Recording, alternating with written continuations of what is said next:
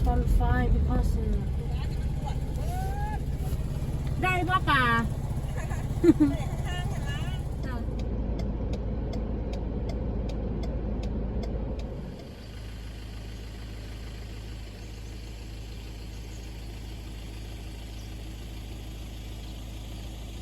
Somebody asked me in the comments recently about the cost of sending a shipping container across from the UK. So I thought I'd just briefly tell you our experience of that, which was really difficult. But there was a few sort of extenuating circumstances because, which was why it was difficult, I think. And again, I can only go off my own experience of this, and it's obviously from the UK to Thailand. The cost of £4,000, which that was all in that, there was nothing extra to pay on that, apart from a small amount of duty we had to pay when it arrived in Bangkok, because we'd included some items that are they have quite a large tax levy on them when you come into Thailand, and those are things this is worth looking into before you do get a storage container. You can either hide these sort of items within other boxes and hope they don't check, or just don't bring them, because we brought quite a lot of tools, and also fitness equipment like dumbbells and little silly things like yoga mats and things like that. These things are as well as alcohol. Now, we didn't bring alcohol in because I knew that there was a huge import tax on any alcohol, something like 300%, so there's no point bringing it.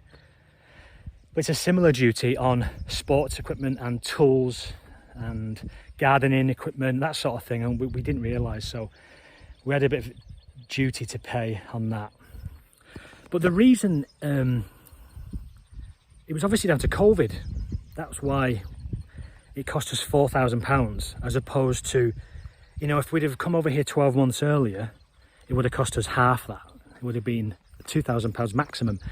Now, actually, I'll just include a little chart that I've got from Google with this, because if we had chose to wait any longer, if we'd have thought, oh look, let's give it 6 months and hopefully all this pandemic will have calmed down a little bit and prices a bit more realistic. But actually, looking at this graph,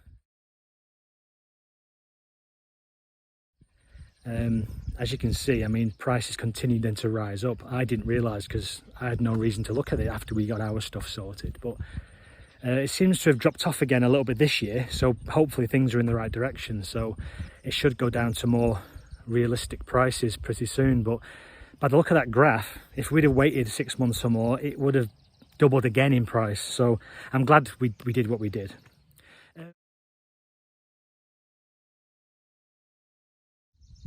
I'm trying to remember the company we went with. I'm not sure, but it was they were one of the main operators, and it all went off without a hitch.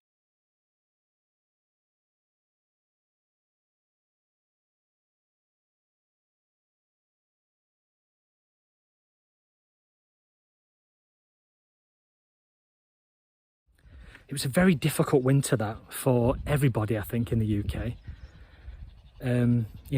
It was the restrictions the previous summer, as much as it was difficult, and especially from a business point of view, it was very difficult, but from a personal point of view, from a mental health perspective, it wasn't really the end of the world, because you could go for a walk in the sunshine, you could sit in your garden if you had outside space. You could sort of enjoy that time. It was a novelty. You could enjoy time with your family and not be completely consumed by work. And it was a real novel thing. But by the time the second major lockdown came in the UK, that novelty, for me at least, had completely worn off, and it made it worse because it was obviously the winter time, so you couldn't sit in your garden, sunbathing. You couldn't go out and see friends and family, and it was just miserable. And then right in the middle of that, they limited Christmas, didn't they? Which was just a real kick in the teeth, especially knowing what we know now about all of the Tories' Christmas parties that they had at the same time. I mean, it's a joke, isn't it? No politics. I've got to promise myself no politics. Like, I don't want to sound political here, because you get into dangerous territory, don't you? But it's my view that too many people just blindly follow instructions from the government or the media, you know. And we've seen over the past 2+ years, especially with the Conservatives in the UK, we've seen how the narrative can change from one day to the next to suit their agenda, especially with Boris Johnson. I mean, he's a nightmare. He's a fraud. He's a crook, isn't he? Let's be straight. I mean, he is. He's a joke. Again, look, that's political. I don't want to go there. But look, what I'm saying is, if you follow blindly what mainstream media are telling you and what the government's latest instructions are around COVID or whatever it might be, it could be monkeypox, it could be the energy crisis, it could be anything. If you just follow blindly what they are instructing you to do, then it's not going to do you any good.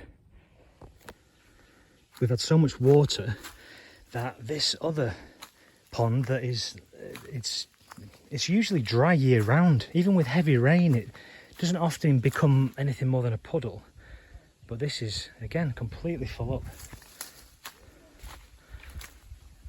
I mean, it's hard to describe the volume of rain that came down if you've not been to Thailand, or if you haven't experienced Asia in the wet season. It's incredible.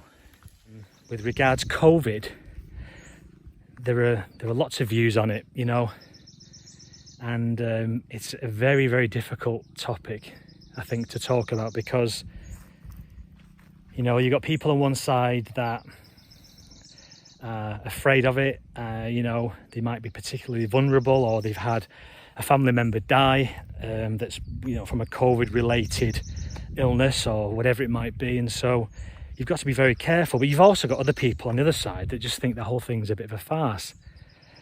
Now, I'm not saying that I think it's a farce. I think it's perhaps somewhere in the middle. Yeah, I think that's the best thing to say. I think it's somewhere in the middle. I'm getting stuck in the mud here.